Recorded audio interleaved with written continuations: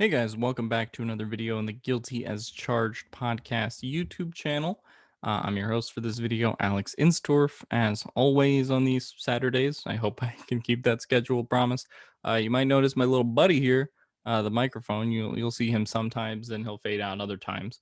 But I've heard your responses in the comments, and we do have a microphone now. So anyway, um, I do want to get into the Chargers salary cap space. And this is kind of a discussion that picked up a little bit yesterday. So, what was the news from yesterday? Well, the news from yesterday was basically that the NFL thinks it'll be closer to a $185 million salary cap than a $175 million salary cap. Where did those numbers come from? Well, before the season and sort of during this COVID season, the owners and the league agreed that the 2021 salary cap, the floor, so the lowest it could go, was 175 million. So that was kind of worst case scenario, if you will. But there was a report from Tom Pelissero yesterday that the salary cap will likely be closer to 185 million. Well, what does that mean? So let's get into it. So basically, all of these values that you see in the chart, the Chargers cap space, the Jaguars cap space, whatever you want to look at, all of those values were $10 million lower yesterday. So every team had 10 million less in cap space available. That's because Spot Track has updated it from the 175 million cap floor to the expected 185 million dollars in salary cap. So that's the big change there. But I want to talk about the Chargers situation specifically, where they rank in the NFL, why I think they're in a good position, and sort of all of those things. So let's get into where they rank first. As you can see here, they're ninth in salary cap space with about 33.9 million, basically 34 million to spend. Prior to yesterday and Tom Pelissero's report, it was about 24 million. So yeah, as I said, you've seen all these teams jump 10 million in the salary cap from where they were before. And that is kind of to be expected, right? Based on the reporting. So I do want to get into what this number means and kind of how it stacks up against the rest of the NFL. As I said, the Chargers are ninth in salary cap space. That's actually pretty good. If you look at the teams that have better cap space than them, it's what would make sense, right? It's a lot of teams that aren't paying the quarterback. Jaguars don't have a quarterback until they have Trevor Lawrence. The Colts are not paying a quarterback anymore, but in general, they tend to have a lot of cap space anyway. The Jets, Darnold's still on that rookie deal, and we don't know what they're going to do with him. Patriots obviously not paying a quarterback. Bengals on a rookie Joe Burrow contract. Washington football team. They are, I don't know, is Alex Smith still on the books? I would have to look at, but yeah, they don't really have a quarterback either.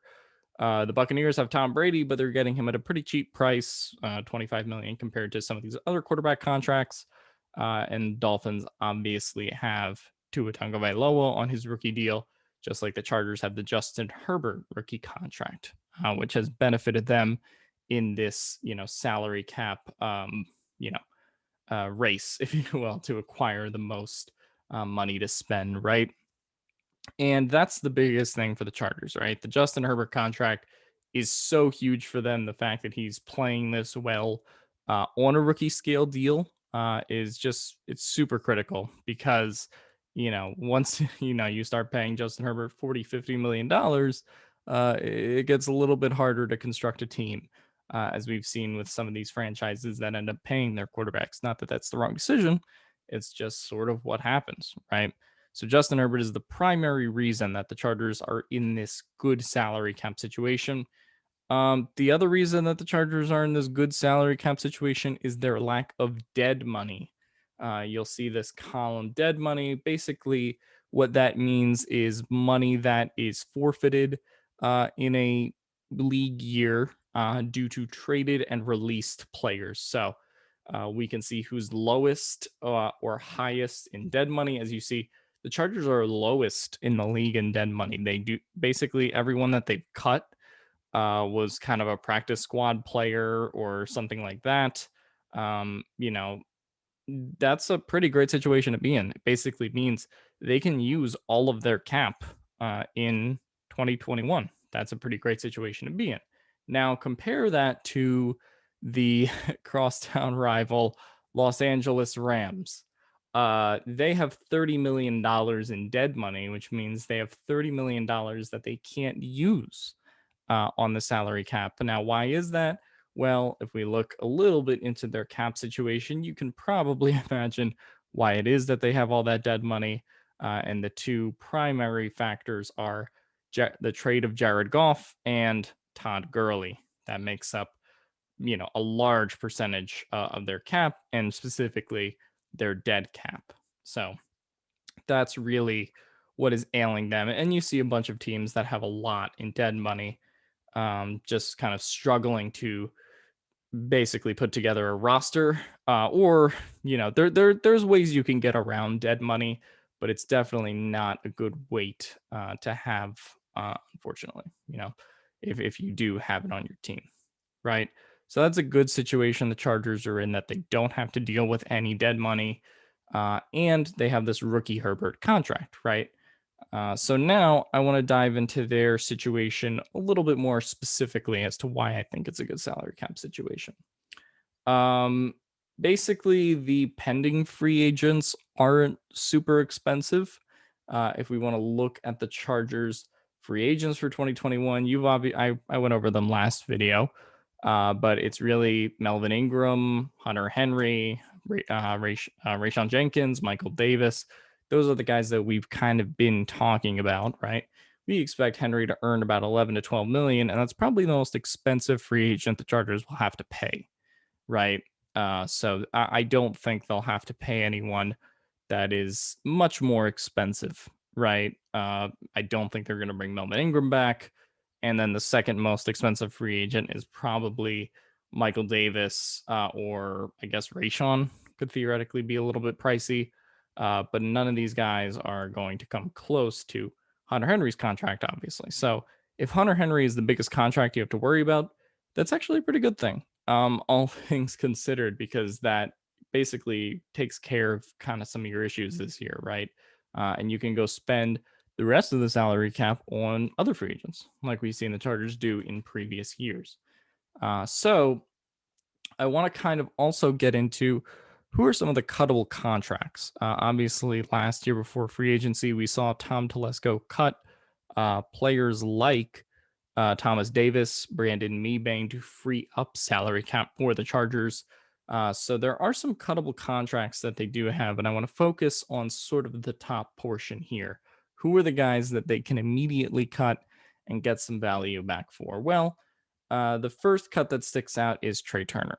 Obviously, Trey Turner did not have a very good year last year. He was dealing with a groin injury, looked a step slower in general, right? So if you're not thinking he's going to bounce back, which could be the Chargers' mentality here, right? You have this $11.3 million cap hit, and there's no dead cap money. Basically, if you cut Trey Turner, that cap goes up about $11 million, right?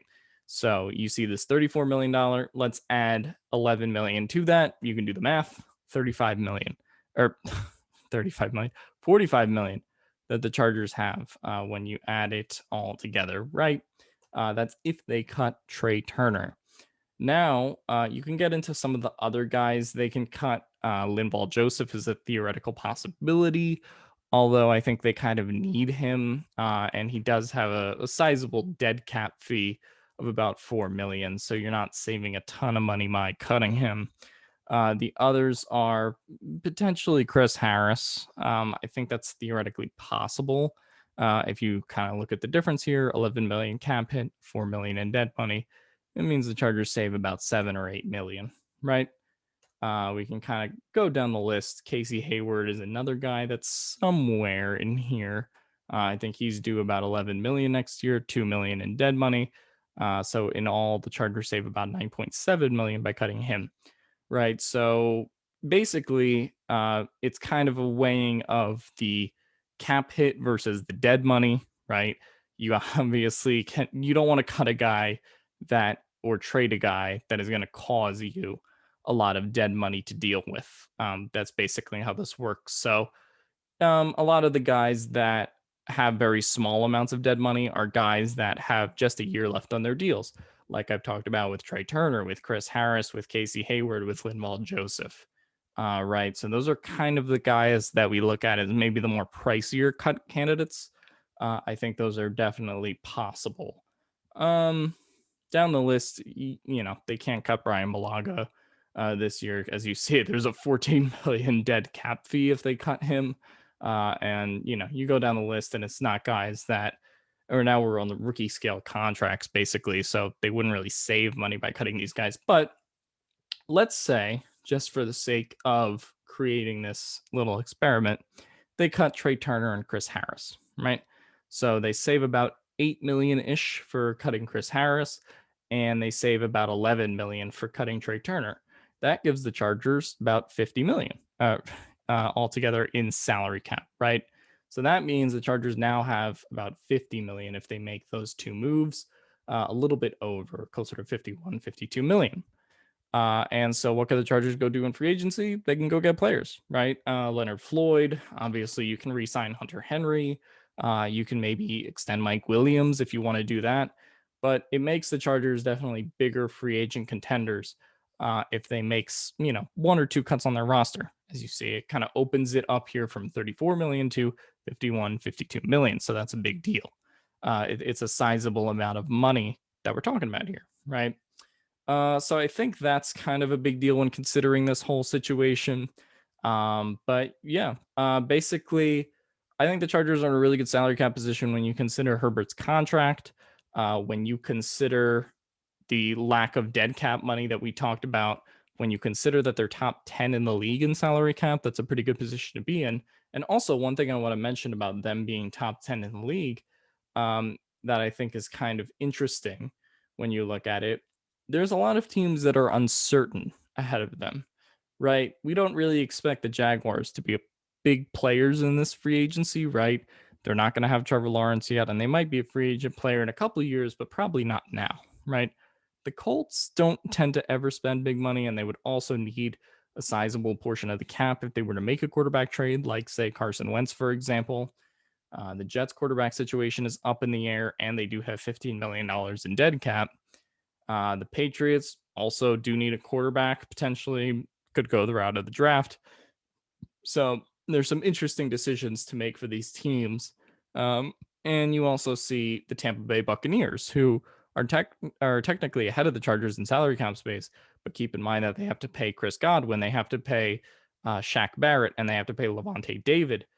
So there's a lot of free agents for them to pay, as opposed to the Chargers, who don't have too many top tier money free agents outside of Hunter Henry that I think are, in serious likelihood to come back, right? So I think that's really what you're looking at when you look at this Chargers salary cap situation is they're in a really good spot in top 10, and the teams ahead of them have some real big questions to answer in free agency and direction of the franchise, whereas the Chargers can kind of be more aggressive because that's what they're trying to do anyway, as opposed to finding a new quarterback. Luckily they don't have to do that this year. They've sort of outworked that growing pain, right? So anyway, yeah, definitely the Herbert contract, lack of dead money, the fact that they're top 10 in salary cap space, the fact that they can make a couple cuts to get to where they want to be. I think that's a good thing for the Chargers heading into free agency. Let me know what you guys think about the Chargers salary cap situation in the comments down below, as I said. And another thing that helps them that I wanted to talk about, actually, the Rams are negative $25 million in cap space because of that dead cap we talked about. So if a free agent wants to come to Los Angeles, they can probably only go in the Chargers as opposed to the Rams. So that's actually a pretty sizable market advantage when you're talking about some of the guys making decisions in this free agency period. So that's something to keep in mind for sure. Leave the video a like if you liked it. Hit the bell down there as well. Leave me a comment. What do you think of the Chargers salary cap situation? What do you think their off-season plan should be? Let me know in the comments down below. Bye.